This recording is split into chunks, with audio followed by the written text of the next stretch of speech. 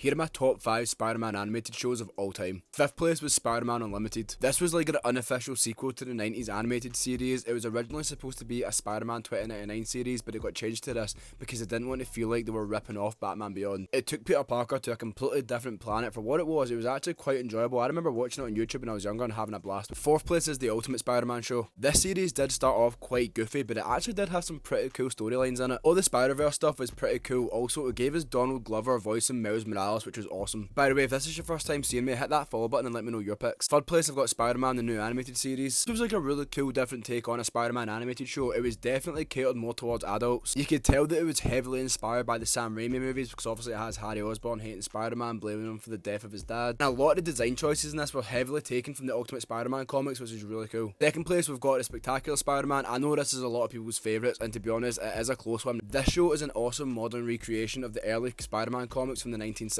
We follow Peter Parker through high school. They give us some cool twists with his villains. I really love Venom in this show, and Josh Keaton was an awesome Spider-Man. But taking that top spot is Spider-Man, the animated series from the 1990s. This was my childhood Spider-Man growing up. I absolutely loved this take on the character. What I loved about it was the fact that it brought in a lot of the larger Marvel universe. It adapted storylines from the comics like Secret Wars, and it also done the Spider-Verse for the first time, even way before the comic books.